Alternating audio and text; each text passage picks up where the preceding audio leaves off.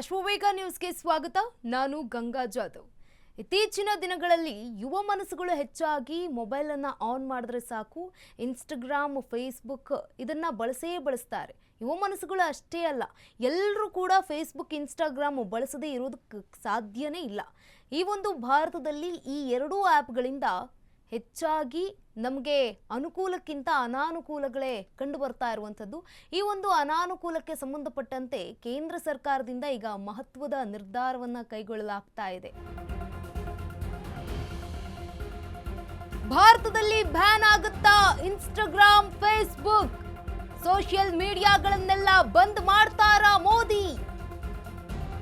China ರೀತಿ ದೇಸಿ ಆಪ್ಗಳಿಗೆ ಮಣೆ ಹಾಕ್ತಾರಾ ಪ್ರಧಾನಿ ನರೇಂದ್ರ ಮೋದಿ? ಭಾರತದಲ್ಲಿ ಸೋಷಿಯಲ್ ಮೀಡಿಯಾ ವಿರುದ್ಧ ಮೋದಿ ಮಹಾಸಮರ ಸಾರ್ತಾ ಇದ್ದಾರೆ.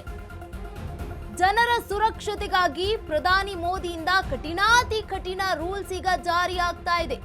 ಏನ್ ಕತೆ, ಯಾಕೆ ರೂಲ್ಸು, ಏನ್ ಮಾಡ್ತಿದ್ದಾರೆ ಹಾಗಿದ್ರೆ ಮೋದಿ ಅನ್ನುವಂಥದ್ದು. ಮೋದಿ ಮಹಾಸಮರ ಅಂತಂದ್ರೆ ಕಟ್ಟಿಟ್ಟ ಬುತ್ತಿ. ಭಾರತದಲ್ಲಿ ಬ್ಯಾನ್ ಆಗೋದು ಕನ್ಫರ್ಮ್. ಹಾಗಿದ್ರೆ ಇನ್ಸ್ಟಾಗ್ರಾಮ್ ಹಾಗೆ ಫೇಸ್ಬುಕ್, ಸೋಷಿಯಲ್ ಮೀಡಿಯಾಗಳನ್ನೆಲ್ಲ ಬಂದ್ ಮಾಡ್ತಾರಾ ಮೋದಿ?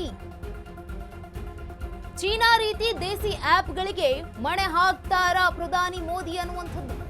ಸೋಷಿಯಲ್ ಮೀಡಿಯಾ ವಿರುದ್ಧ ಈಗ ಮೋದಿ ಮಹಾಸಮರ ಸಾರ್ತಾ ಇದ್ದಾರೆ. ಜನರ ಸುರಕ್ಷತೆಗಾಗಿ ಈ ಒಂದು ಕಠಿಣಾತಿ ಕಠಿಣ ರೂಲ್ಸ್ಗೆ ಪ್ರಧಾನಿ ಮೋದಿ ಅವರು ಕೈ ಹಾಕಿರುವಂಥದ್ದು. ಏನಿದು ಕತೆ, ಯಾಕೆ ರೂಲ್ಸು, ಏನ್ ಮಾಡ್ತಿದ್ದಾರೆ ಹಾಗಿದ್ರೆ ಪ್ರಧಾನಿ ಮೋದಿ ಅವರು? ಭಾರತದಲ್ಲಿ ಯಾಕೆ ಈ ಎರಡು ಆ್ಯಪ್ಗಳನ್ನ ಬ್ಯಾನ್ ಮಾಡೋದಕ್ಕೆ ಮುಂದಾಗಿದ್ದಾರೆ ಅಂತ ಒಂದಷ್ಟು ಅನಾನುಕೂಲಗಳು ನೋಡ್ತಾ ಇರ್ತೀವಿ ದಿನ ಬೆಳಗಾದ್ರೆ. ಸೋಷಿಯಲ್ ಮೀಡಿಯಾಗಳನ್ನೆಲ್ಲ ಬಂದ್ ಮಾಡ್ತಾರಾ ಭಾರತದಲ್ಲಿ? ಚೀನಾ ರೀತಿ ದೇಸಿ ಆ್ಯಪ್ಗಳಿಗೆ ಮಣೆ ಹಾಕ್ತಾರಾ ಹಾಗಿದ್ರೆ ಪ್ರಧಾನಿ ಮೋದಿ ಅನ್ನುವಂಥದ್ದು. ಸೋಷಿಯಲ್ ಮೀಡಿಯಾ ವಿರುದ್ಧ ಈಗ ಸಮರ ಸಾರೋದಕ್ಕೆ ರೆಡಿ ಆಗಿರುವಂಥದ್ದು ಪ್ರಧಾನಿ ಮೋದಿ ಅವರೇ. ಇದೀಗ ಜನರ ಸುರಕ್ಷತೆಗಾಗಿ ಈ ಒಂದು ಕಠಿಣಾತಿ ಕಠಿಣ ರೂಲ್ಸ್ ಗಳನ್ನ ತೆಗೆದುಕೊಂಡು ಬರಲಾಗ್ತಾ ಇದೆ. ಯಾಕೆ, ಏನಕ್ಕೆ, ಯಾವ ಕಾರಣಕ್ಕೋಸ್ಕರ ಈ ರೂಲ್ಸು, ಏನ್ ಮಾಡ್ತಿದ್ದಾರೆ ಹಾಗಿದ್ರೆ?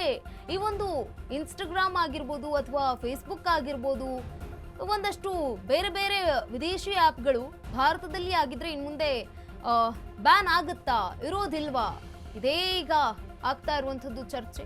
ಈ ಒಂದು ವಿದೇಶಿ ಆ್ಯಪ್ಗಳಿಗೆ ಕೈ ಬಿಡುವ ಸಾಧ್ಯತೆ ಇದೆ. ಭಾರತದಲ್ಲಿ ಒಂದಷ್ಟು ಅನಾನುಕೂಲಗಳು ಹೆಚ್ಚಿನ ಪ್ರಮಾಣದಲ್ಲಿ ಕೇಳಿ ಬರ್ತಾ ಇದೆ. ಯುವ ಮನಸ್ಸುಗಳ ಮೇಲೆ ಈ ಒಂದು ಇನ್ಸ್ಟಾಗ್ರಾಮ್ ಹಾಗೆ ಫೇಸ್ಬುಕ್ ಕೂಡ ಕಾರಣ ಆಗ್ತಾ ಇರುವಂಥದ್ದು. ಯಾಕೆ ಅನ್ನುವಂಥದ್ದು ಕೂಡ ಇತ್ತೀಚಿನ ದಿನಗಳಲ್ಲಿ ಗಮನಿಸ್ತಾ ಹೋಗೋದಾದ್ರೆ ಕ್ರೈಮ್ ವಿಚಾರಕ್ಕೆ ಸಂಬಂಧಪಟ್ಟಂತೆ ಒಂದಷ್ಟು ಸುದ್ದಿಗಳು ಬರ್ತಾನೆ ಇರುತ್ತೆ ಬಿಡಿ. ಅನಿಯಂತ್ರಿತ ಕಂಟೆಂಟ್ ಮಟ್ಟ ಹಾಕೋದಕ್ಕೆ ಪಣ ತೊಟ್ಟ ಕೇಂದ್ರ. ವಾಟ್ಸ್ಆಪ್, ಟೆಲಿಗ್ರಾಮ್ ಬಳಿಕ ಇನ್ಸ್ಟಾಗೆ ಈಗ ಕೇಂದ್ರದಿಂದ ನೋಟಿಸ್ ಹೋಗಿರುವಂಥದ್ದು. ಟೆಲಿಗ್ರಾಮ್ ಬಳಿಕ ಮೆಟಾ ಸಂಸ್ಥೆಗೂ ಕೂಡ ಚುರುಕು ಮುಟ್ಟಿಸಿದ ಕೇಂದ್ರ ಸರ್ಕಾರ. ಮಕ್ಕಳ ಮೇಲೆ ಲೈಂಗಿಕ ದೌರ್ಜನ್ಯ ಪ್ರಚೋದಿಸುವಂತಹ ಕಂಟೆಂಟ್ ಅಪ್ಲೋಡ್ ಆಗ್ತಾ ಇದೆ. ತೆರವುಗೊಳಿಸುವಂತೆ ಮೆಟಾ ಸಂಸ್ಥೆಗೆ ಕೇಂದ್ರದಿಂದ ಈಗ ನೋಟಿಸ್ ಬಂದಿರುವಂಥದ್ದು. ಮೆಟಾದ ಶಿಫಾರಸು ವ್ಯವಸ್ಥೆಯಿಂದ ಕಂಟೆಂಟ್ ವಿಚಾರದಲ್ಲಿ ಎಡವಟ್ಟು. ಮಕ್ಕಳ ಲೈಂಗಿಕ ದೌರ್ಜನ್ಯ ಕಂಟೆಂಟ್ ವಿಡಿಯೋ ಪ್ರಸಾರ ಆಗ್ತಾ ಇದೆ. ದೌರ್ಜನ್ಯ ಮತ್ತು ಶೋಷಣೆಗೆ ಸಂಬಂಧಿಸಿದ ಪೇಯ್ಡ್ ಜಾಹೀರಾತನ್ನ ಕೂಡ ಬೇಡ ಅಂತ ಹೇಳಲಾಗಿದೆ. ಪ್ರಚಾರ ಜಾಹೀರಾತುಗಳನ್ನ ತಕ್ಷಣವೇ ತೆಗೆಯುವಂತೆ ಸೂಚನೆಯನ್ನ ಕೂಡ ನೀಡಲಾಗಿದೆ. 7 ದಿನಗಳ ಒಳಗಾಗಿ ವರದಿ ಸಲ್ಲಿಸುವಂತೆ ಮೆಟಾಗೆ ಸೂಚನೆ ನೀಡಿರುವಂತದ್ದು ಕೇಂದ್ರ ಸರ್ಕಾರದಿಂದ. ಕೇಂದ್ರ ಮಾಹಿತಿ ತಂತ್ರಜ್ಞಾನ ಸಚಿವಾಲಯದಿಂದ ಈ ಒಂದು ಖಡಕ್ ಆದೇಶ ಕೂಡ ಬಂದಿದೆ. ಸೂಕ್ತ ಪ್ರತಿಕ್ರಿಯೆ ನೀಡುವಂತೆ ಕೇಂದ್ರ ಸರ್ಕಾರ ಗಡುವನ್ನ ಕೂಡ ಕೊಟ್ಟಿದೆ.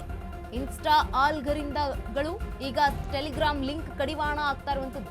ವಿಫಲವಾದ್ರೆ ಪೋಕ್ಸೋ ಕಾಯ್ದೆಯಡಿ ಕಠಿಣ ಕ್ರಮದ ಎಚ್ಚರಿಕೆಯನ್ನ ಕೂಡ ಕೊಟ್ಟಿದೆ ಕೇಂದ್ರ ಸರ್ಕಾರ.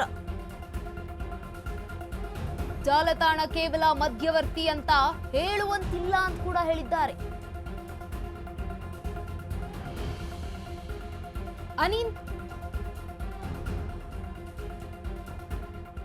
ಅನಿಯಂತ್ರಿತ ಕಂಟೆಂಟ್ ಮಟ್ಟ ಹಾಕೋದಕ್ಕೆ ಕೇಂದ್ರ ಈಗ ಪಣ ತೊಟ್ಟಿರುವಂಥದ್ದು. ಯಾಕೆ ಈ ಒಂದು ಟೆಲಿಗ್ರಾಮ್ ಹಾಗೆ ವಾಟ್ಸಪ್ ಕಣ್ಣಾ ಮುಚ್ಚಾಲೆ ಆಟ ಆಡ್ತಾ ಇದೆ ಇನ್ನೂ ಕೂಡ ಭಾರತದಲ್ಲಿ? ಈ ಒಂದು ಫೇಸ್ಬುಕ್ ಹಾಗೆ ಟೆಲಿಗ್ರಾಮ್ ಜೊತೆಗೆ ಇನ್ಸ್ಟಾಗ್ರಾಮ್ ಖಾತೆಗಳನ್ನ ಅಂದ್ರೆ ಆಪ್ಗಳನ್ನೇ ಕೂಡ ಬ್ಯಾನ್ ಮಾಡೋದಕ್ಕೆ ಮುಂದಾಗಿರುವಂಥದ್ದು. ಟೆಲಿಗ್ರಾಮ್ನಲ್ಲಿ ಈಗ ಆಲ್ರೆಡಿ ಪೈರಸಿ ಮಾಡಿದ ಸಿನಿಮಾ OTT ಕಂಟೆಂಟ್ಗಳ ಹಾವಳಿ ಹೆಚ್ಚಾಗಿ ಆಗಿರುವ ಕುರಿತಾಗಿ ಕೇಂದ್ರಕ್ಕೆ ಈಗ ದೂರು ಕೂಡ ಸಲ್ಲಿಕೆ ಆಗಿದೆ. ಈ ಹಿನ್ನೆಲೆಯಲ್ಲಿ ಆನ್ಲೈನ್ ವೇದಿಕೆಯಲ್ಲಿರುವಂತಹ ಎಲ್ಲಾ ರೀತಿಯ ದೃಶ್ಯ ಮತ್ತು ಶ್ರವಣ ಕಂಟೆಂಟ್ಗಳನ್ನು ತೆಗೆದುಹಾಕುವಂತೆ ಕೇಂದ್ರ ಸರ್ಕಾರ ಟೆಲಿಗ್ರಾಮ್ಗೆ ನೋಟಿಸ್ ಅನ್ನ ಕೂಡ ನೀಡಿದೆ. 15 ದಿನಗಳ ಒಳಗೆ ಈ ಒಂದು ಕ್ರಮದ ಬಗ್ಗೆ ವರದಿಯನ್ನ ನೀಡಿ ಅಂತ. ಎಲ್ಲೇ ಹೋದ್ರೂ ಕೂಡ ಇವತ್ತು ಸಿನಿಮಾ ರಿಲೀಸ್ ಆಗಿದೆ ಅಂತಂದ್ರೆ ಮಾರನೇ ದಿನನೇ ಅಥವಾ ಇವತ್ತು ಬೆಳಗ್ಗೆ ಸಿನಿಮಾ ರಿಲೀಸ್ ಆಗಿದೆ ಅಂತಂದ್ರೆ ಇವತ್ತು ಸಂಜೆ ಒಳಗಾಗಿ ಟೆಲಿಗ್ರಾಮ್ನಲ್ಲಿ ಲಿಂಕ್ ಸಿಕ್ಬಿಡುತ್ತೆ. ಇದ್ರ ವಿರುದ್ಧವಾಗಿ ಕಠಿಣ ಕ್ರಮ ತೆಗೆದುಕೊಳ್ಳಿ ಅಂತ ಕೂಡ ಒಂದಷ್ಟು ಮಂದಿ ಕಂಪ್ಲೇಂಟ್ ಅನ್ನ ಕೂಡ ಕೊಟ್ಟಿದ್ರು ಕೇಂದ್ರ ಸರ್ಕಾರಕ್ಕೆ.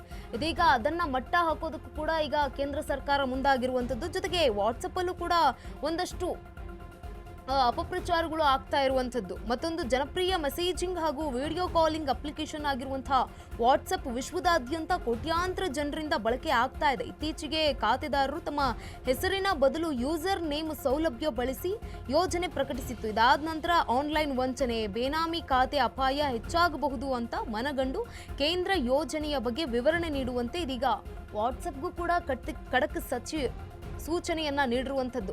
ಮೆಟಾದ ಶಿಫಾರಸು ವ್ಯವಸ್ಥೆ ಮಕ್ಕಳ ಲೈಂಗಿಕ ದೌರ್ಜನ್ಯದ ಕಂಟೆಂಟ್ ಒಳಗೊಂಡಿರುವಂತಹ ವಿಡಿಯೋಗಳನ್ನು ಪ್ರಸಾರ ಮಾಡಿವೆ. ತನಿಖಾ ವರದಿ ಈಗ ಉಲ್ಲೇಖ ಮಾಡಿರುವಂಥದ್ದು. ಈ ಒಂದು ಎಲ್ಲ ವಿಡಿಯೋಗಳನ್ನು ಅಬ್ಸರ್ವ್ ಮಾಡ್ತಾ ಇರ್ತಾರೆ ಕೇಂದ್ರ ಸರ್ಕಾರದಿಂದ ಆಗಿರ್ಬೋದು ಅಥವಾ ಒಂದಷ್ಟು ಅಧಿಕಾರಿಗಳು ಇರುತ್ತೆ, ಒಂದಷ್ಟು ಇದ್ದೇ ಇರುತ್ತೆ.